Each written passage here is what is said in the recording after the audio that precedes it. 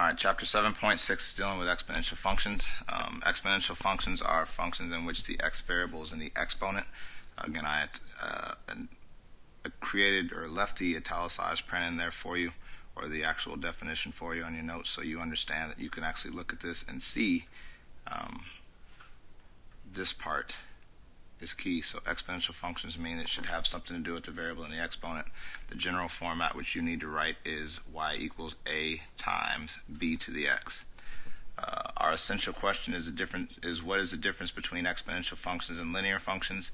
That is a test question in our class, so you might want to make sure you pay attention to this stuff and study this part, which is why it's on your notes.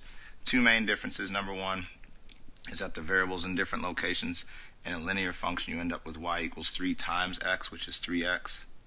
That's the one where you go up 3 over 1. In an exponential function, it ends up looking like y equals 3 to the power of x. Again, this is the linear function. This is the exponential function. So one difference is that the x is in a different location. The other difference is the fact that one of them, or is that the graphs actually look different from each other. In the graph y equals 3 to 3x, it's a straight line. We understand that's linear. Again, that's what linear means, L-I-N-E.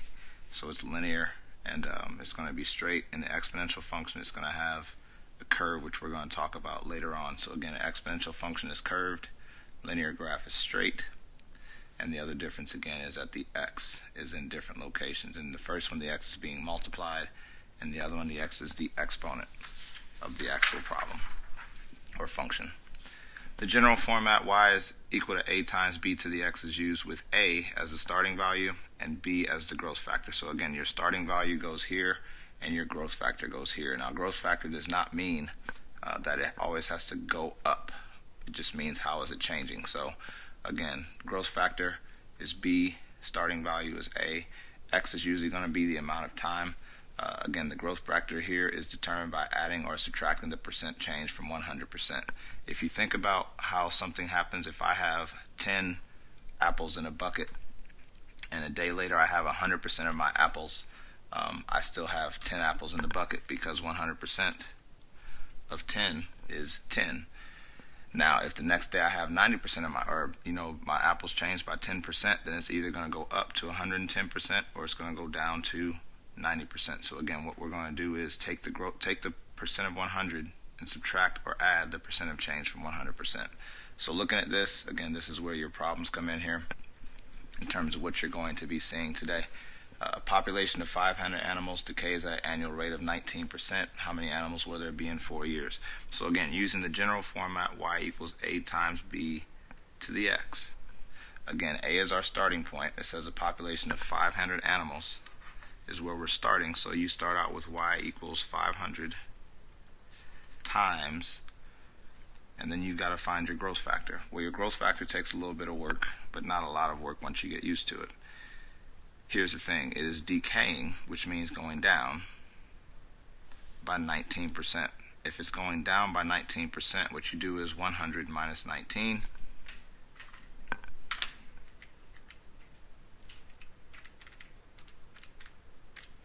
which is 81%. But you don't put 81% in the form of 81, you turn that into its decimal form, which is 0.81.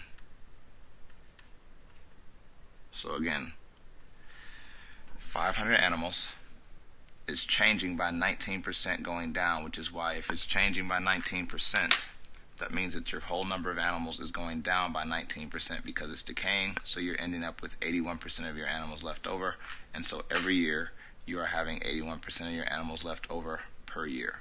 Alright, that is the first part of what you need to be able to tell me, which is the actual formula. The second thing you want to be able to do is tell me how many are going to be there in 4 years, and all you have to do there is plug in the 4 for your x, and then plug it in. So 500 parentheses 0.81 caret, because remember your caret button is what pulls you up to the exponent, and then 4, and you end up with 215.233, but of course you can't have a decimal of an animal, and so therefore you end up with the rounded number of y equals 215. Okay? So again, y equals abx, put your starting amount here, figure out what your growth factor is by adding or subtracting the decay or growth amount here from 100. Put it back in there. That's your formula, and then plug in the time for your x, and that will get you everything you need. Alright. A population of 350 animals increases at an annual rate of 11%. How many animals will there be at 6 years? So again, using the formula y equals a times b to the x. Again, a is your initial value, so you have y equals 350 times, again, here you need your growth factor. Well, it's increasing by 11%. So what you're going to do here is 100 plus 11, which is 111%. 111% as a decimal is 1.11, because remember, you move the decimal 2 spots back to the x. Again, that is your first part that you need to be able to do on your assignment today, which is to make sure you can write the formula. The second thing you've got to be able to do is figure out how much it's going to be there in 6 years. So that is where you take the formula that you have and plug in the 6.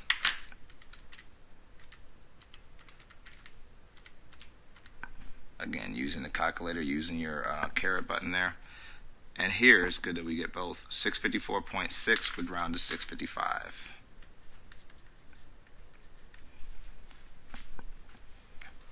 Alright.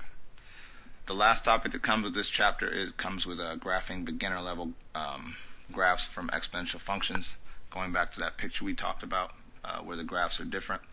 And all you have to do, honestly, is just follow 2 steps. It's the same 2 steps every single time. First thing you want to do is create a 5-point chart using -2, -1, 0, 1, 2. Please write that down because you need to use those numbers every single time for beginner level. Now, there will be some where they'll move around and you'll figure out how to do that. But for beginner level, just always use these 5 numbers. You then plot the points and follow what the pattern is. And the pattern is that exponential graphs either look like an airplane taking off or an airplane landing. You will see different versions of graphs to choose from typically on multiple choice tests. They'll look like this. They'll look like this. Actually, they might even go through the line. They'll look like this. And they will look like this. And here's what you got to understand. If this is the ground, which that's what you want to kind of imagine, if the airplane is already under the ground and going down, that makes no sense. So it should not look like that. Again, this is not an airplane coming up from way below the ground and then kind of scooting below the surface. That also would not be it. Here what you would have is, if that's the ground, the airplane's coming down and then it's approaching the ground. And again, what it never really does is touch the ground. We'll talk about that tomorrow's lesson.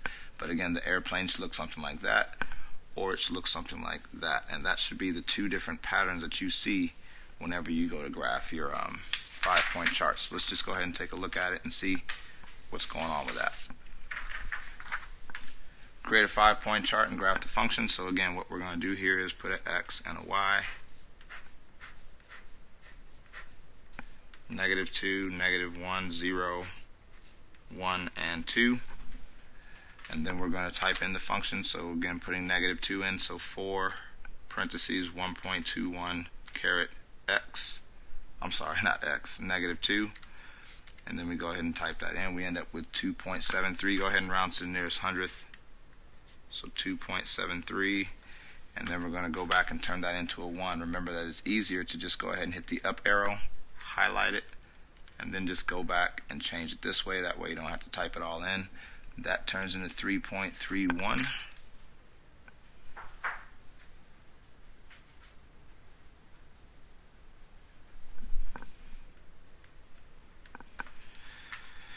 Zero. Delete the negative. Put a 0 over the 1. We get a 4.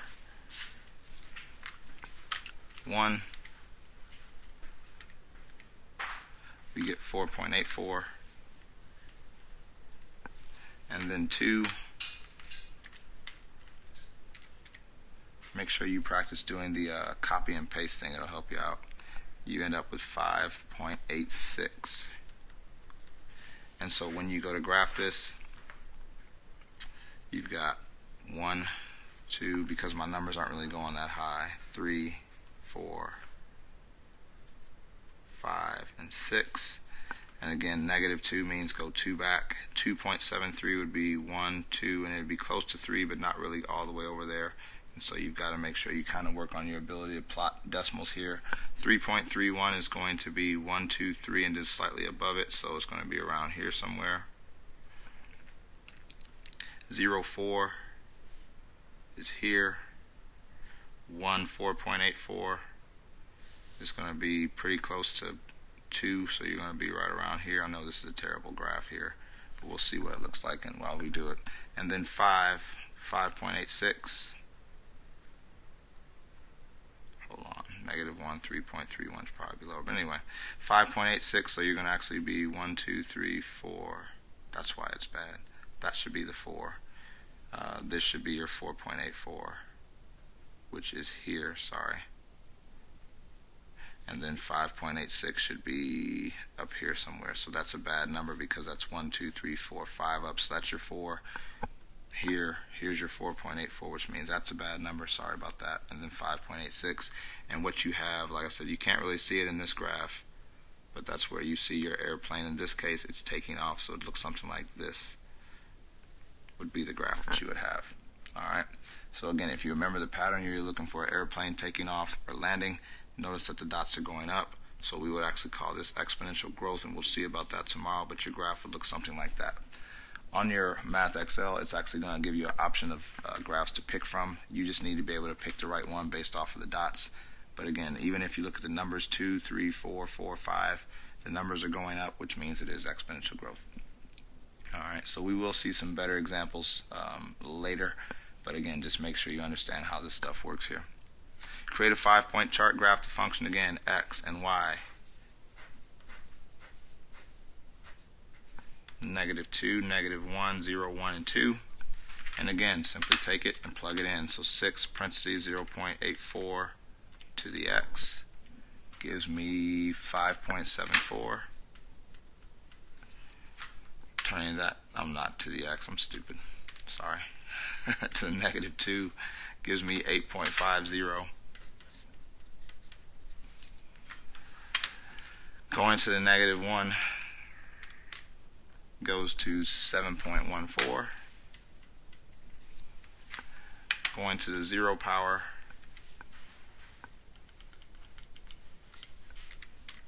gives me a 6. Going to the first power gives me 5.04. If you notice, the numbers are going down, so it means our picture should kind of look like an airplane landing in this case, and then 4.23.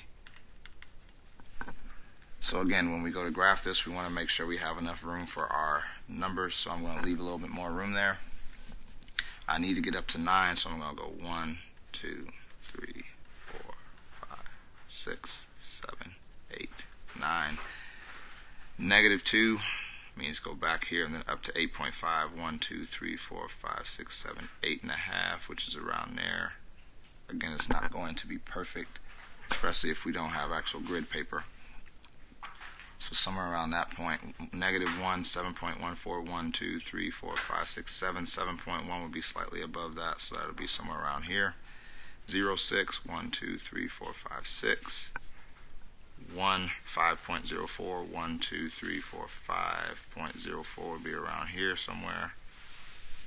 And then 2, 4.23, 1, 2, 3, 4.2 is going to be again slightly above it. And again, you don't really have the curve there because we don't really have a grid, and these are decimals, but we can see that the graph is going to be going something like this. We're kind of curving through those points and going this way.